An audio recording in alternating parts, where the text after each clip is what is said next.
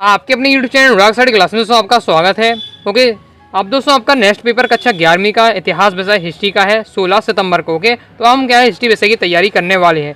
Okay, तो ये आपका पार्ट 1 है। इसमें हम क्या है 2 अंकीय महत्वपूर्ण प्रश्न कवर कर लेंगे, 3 नंबर का हो सके तो 3 नंबर भी कवर कर लेंगे। ओके, नेक्स्ट पार्ट में हम 4 नंबर का कवर कर लेंगे। ओके, चलिए देख लेते हैं। तो 2 अंकीय महत्वपूर्ण प्रश्न। ओके, तो जितने क्वेश्चन बताऊँ सभी आपको तैयार कर लेना है। मैं आपको जो भी क्वेश्चन बताऊँगा बस सॉल्यूशन के साथ बताऊँगा, इसलिए आपको टेंशन बिल्कुल भी नहीं लेना है। तो चलिए स्टार्ट कर लेते हैं।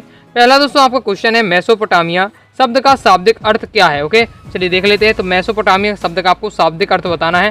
तो इसका तो सॉल्यूशन आपका ये दिया हुआ है, फास्ट आंसर आप लीजिए। ओके, ये दिया हुआ है आपका मेसोपोटामिया शब्द का शाब्दिक अर्थ। ओके, इसका क्या है फास्ट आंसर आप ले लीजिए, ये आपका दिया हुआ है। अब इसमें थोड़ा लॉन्ग दिया, आपको थोड़ा शॉर्ट कर लेना है। ओके, 2-3 लाइन का आपको तैयार कर लेना, आगे के जो 2-3 लाइन है वो इंपॉर्टेंट है, वो आपको तैयार कर लेना है। ओके, बस आपको वही लिखना है। नेक्स्ट दोस्तों आपको क्वेश्चन है मेसोपोटामिया किन 2 नदियों के मध्य स्थित है। ओके, मेसोपोटामिया किन 2 नदियों के मध्य स्थित है, तो आपको पता होगा मेसोपोटामिया है वो 2 नदियों के मध्य स्थित है, दलिया और फरात। दलिया और फरात आपको याद कर लेना है। मेसोपोटामिया दलिया और फरात नदियों के मध्य स्थित है। ओके, चलिए आगे नेक्स्ट क्वेश्चन देख लेते हैं। नेक्स्ट क्वेश्चन है मेसोपोटामिया में अन्य कौन कौन सी सभ्यताओं का विकास हुआ। ओके, चलिए इसे भी देख लेते हैं। तो इसका तो सॉल्यूशन आपका ये दिया हुआ है, मेसोपोटामिया में अन्य कौन कौन सी सभ्यताओं का विकास हुआ। तो मेसोपोटामिया में 4 सभ्यताओं का विकास हुआ, सुमेरियन, बेबीलोन, असीरिया और क्या है कैंडेलिया। याद कर लीजिएगा। नेक्स्ट क्वेश्चन देख लेते हैं। नेक्स्ट दोस्तों आपका क्वेश्चन है कीलाकार लिपि क्या है। ओके, कीलाकार लिपि के बारे में आपको बताना है। तो इसका सॉल्यूशन आपका ये दिया हुआ है, फास्ट आंसर ले लीजिए। कीलाक्षर लिपि एक अत्यधिक प्राचीन लिपि है। इसके अक्षर देखने में की जैसे दिखाई देते हैं। ओके, इसलिए इसे क्या है कीलाक्षर लिपि कहते हैं। ओके, ये आपका पूरा दिया हुआ है। फास्ट ही दोस्तों आप क्या है इस आंसर आप ले लीजिए। इस प्रकार से दोस्तों अपना ये कंप्लीट हो जाता है। नेक्स्ट देख लेते हैं। नेक्स्ट दोस्तों आपको क्वेश्चन है मेसोपोटामिया के शहरीकरण की कोई 2 विशेषताएं लिखिए। तो ओके, चलिए इसे देख लेते हैं। तो मेसोपोटामिया के शहरीकरण की 2 विशेषताएं आपकी ये दी हुई है।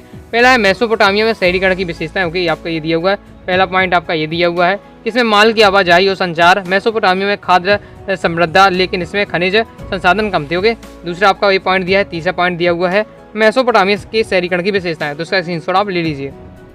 इस प्रकार से अपना कंप्लीट हो जाता है। चलिए आगे देख लेते हैं। आगे दोस्तों आपका नेक्स्ट क्वेश्चन आ जाता है क्या है आपका जिगुरात किसे कहा जाता है। ओके, जिगुरात आपको बताना है।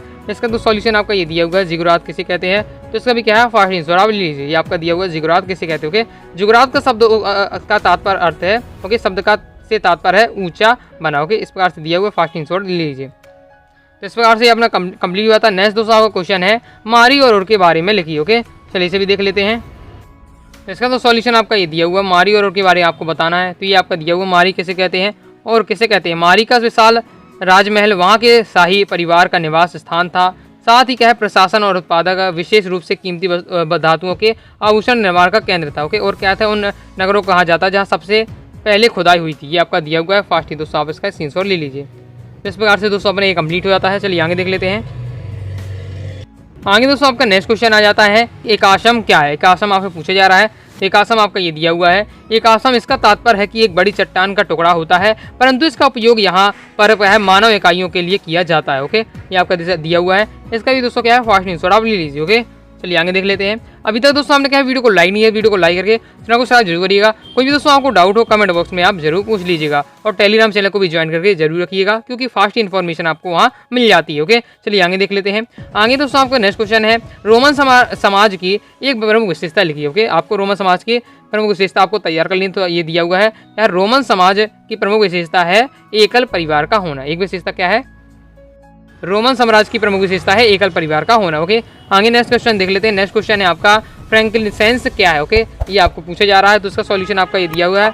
ओके, फ्रैंकिनसेंस क्या है, तो इसका सॉल्यूशन आपका ये दिया हुआ है, फास्ट आंसर ले लीजिए। एक यूरोपियन नाम है जो वास्तव में एक से सुगंधित राल है। ओके, इसका उपयोग धूप अगरबत्ती इत्र बनाने के लिए किया जाता है। इस प्रकार से दिया हुआ है।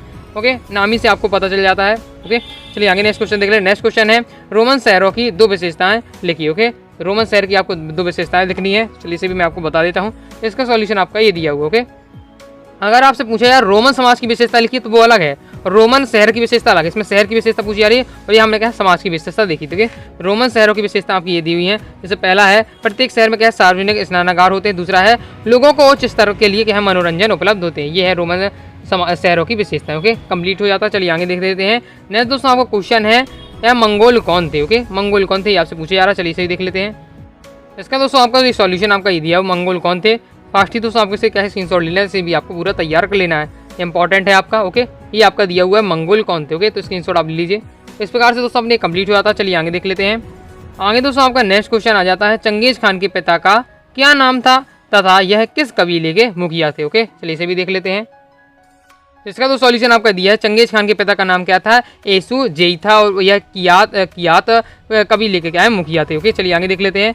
आगे दोस्तों नेक्स्ट क्वेश्चन है, यायावर समाज के ऐतिहासिक स्रोत कौन कौन से हैं। ओके, इसका सॉल्यूशन देख लेते हैं। इसका तो सॉल्यूशन आपका ये दिया हुआ है, इसका क्या है फास्ट स्क्रीनशॉट ले लीजिए। यह दिया हुआ है यायावर समाज के ऐतिहासिक स्रोत, पहला आपका ये दिया हुआ है, इसका स्क्रीनशॉट ले लीजिए। दूसरा आपका ये दिया हुआ है, इसका भी क्या है स्क्रीनशॉट आप ले लीजिए। ओके, तो इस प्रकार से क्या है अपना कंप्लीट हो जाता है। चलिए दोस्तों अपने 2 नंबर के महत्वपूर्ण प्रश्न कंप्लीट हो जाते हैं। अब दोस्तों हम देखेंगे 3 अंकीय महत्वपूर्ण प्रश्न। अब दोस्तों हम देखेंगे 3 अंकीय महत्वपूर्ण प्रश्नों के 3 अंकीय महत्वपूर्ण प्रश्न भी कवर कर लेते हैं। पहला दोस्तों क्वेश्चन है, रोमन वासियों के 3 बड़े देवी देवताओं के नाम लिखिए। ओके, जैसे देख ले तो इसी आपका सॉल्यूशन आपका ये दिया हुआ है, फास्ट स्क्रीनशॉट ले लीजिए। रोमन साम्राज्य के 3 बड़े देवी देवता है, तो का नाम हो जाता है जुपिटर, जूनो और क्या है मिनर्वा। ओके, ये आपका कंप्लीट हो जाता है। चलिए आगे देख लेते हैं। ओके, अगर क्या है जो इंपॉर्टेंट क्वेश्चन मैं आपको बता रहा हूँ उसकी पीडीएफ अगर आप डाउनलोड करना चाहते हैं, गूगल पर जाना है, गूगल पर दोस्तों आपको सर्च करना है ragasariclasses.com, सबसे पहले वेबसाइट आएगी, इसे ओपन आपको कर लेना है। वहाँ पर आपको क्या है क्लास 11 के सभी सब्जेक्ट के इंपॉर्टेंट क्वेश्चन आपको मिल जाएंगे। नेक्स्ट क्वेश्चन है, रोमन साम्राज्य किन 3 महाद्वीपों में फैला हुआ है, नाम लिखिए। ओके, तो इसका सॉल्यूशन आपका ये दिया हुआ है, फास्ट ही दोस्तों इसका स्क्रीनशॉट आप ले लीजिए। ओके, तो रोमन 3 महाद्वीपों में फैला हुआ साम्राज्य इस्लाम धर्म का उदय और विस्तार इतने हैं, और पश्चिम में क्या है साम्राज्य के निर्माण विविध पतन हुए। ये आपको पूरा दिया हुआ है, फास्ट इसका स्क्रीनशॉट आप ले लीजिए। ओके, तो नेक्स्ट दोस्तों क्वेश्चन है, रोमन वासियों की धार्मिक संस्कृति पर क्या है टिप्पणी लिखी। ओके, इसका तो सॉल्यूशन आपको ये दिया हुआ है, तो इसका भी क्या है फास्ट स्क्रीनशॉट आप ले लीजिए। ये दिया हुआ है रोमन वासियों की धार्मिक संस्कृति पर टिप्पणी लिखना है, तो ये आपकी दिया हुआ है धार्मिक संस्कृति उनकी, फास्ट स्क्रीनशॉट लीजिए। 3 आपको अच्छे से तैयार कर लेना है। ओके, स्क्रीनशॉट आप ले सकते हैं, कंप्लीट हो जाता है। चलिए आगे देख लेते हैं। आगे दोस्तों आपका नेक्स्ट क्वेश्चन आ जाता है, रोमन साम्राज्य के पतन की प्रक्रिया का संक्षिप्त विवरण लिखिए। ओके, तो इसे भी देख लेते हैं। इसका तो सॉल्यूशन आपका ये दिया हुआ है, रोमन साम्राज्य के पतन की प्रक्रिया, इसका भी दोस्तों आपका है फास्ट स्क्रीनशॉट आपका ले लीजिए। ओके, तो इस प्रकार से अपना यहाँ कंप्लीट हो जाता है। चलिए आगे देख लेते हैं। आगे आपका इसका सॉल्यूशन आपका ये दिया हुआ है, इसका भी क्या है फास्ट स्क्रीनशॉट आप लीजिए, आपका दिया हुआ है, इसके आगे आपका ये दिया हुआ है, स्क्रीनशॉट आप ले सकते हैं। ओके, चलिए आगे देख लेते हैं। आगे दोस्तों आपका नेक्स्ट क्वेश्चन है, रोमन साम्राज्य की भौगोलिक स्थिति का क्या है वर्णन कीजिए। ओके, तो जैसे भी देख लेते हैं। इसका दोस्तों आपका सॉल्यूशन आपका ये दिया हुआ है, तो इसका भी क्या है फास्ट स्क्रीनशॉट ले लीजिए। इसमें आपको क्या है रोमन साम्राज्य की भौगोलिक स्थिति का आपको वर्णन करना है, तो ये आपका दे दिया हुआ है, इसका भी क्या है फास्ट स्क्रीनशॉट आप लीजिए, रोमन साम्राज्य की भौगोलिक स्थिति। ओके, और इसका विस्तार है, इसका भी स्क्रीनशॉट ले लीजिए। इस प्रकार से अपना कंप्लीट हो जाता है। चलिए आगे नेक्स्ट क्वेश्चन देख लेते हैं। नेक्स्ट क्वेश्चन है, चंगेज खान की सफलता के 3 कारण लिखिए। ओके, तो इसका तो सॉल्यूशन आपका ये दिया हुआ है, चंगेज खान की सफलता के 3 कारण, तो इसका भी क्या है फास्ट स्क्रीनशॉट आप ले लीजिए, आपको ये दिया हुआ है। ओके, तो इसका भी क्या है फास्ट स्क्रीनशॉट लीजिए। 3 कारण बस आपको अच्छे से तैयार कर लेना है कि चंगेज खान के ऐसा क्या कारण था कि उसने इतनी ज़्यादा सफलता प्राप्त की। ओके, इसका भी क्या है फास्ट स्क्रीनशॉट लिए, या फिर कई सारे दिए हुए, लेकिन आपको 3 अच्छे से तैयार कर लेना है, जो भी आपको सही लगे। ओके, तो ये अपना कंप्लीट हो जाता है। चलिए आगे देख लेते हैं। लास्ट क्वेश्चन है आपका 3 नंबर के लिए, मंगोल इतिहास में 1206 ईस्वी क्यों महत्वपूर्ण है। ओके, इसे भी देख लेते हैं।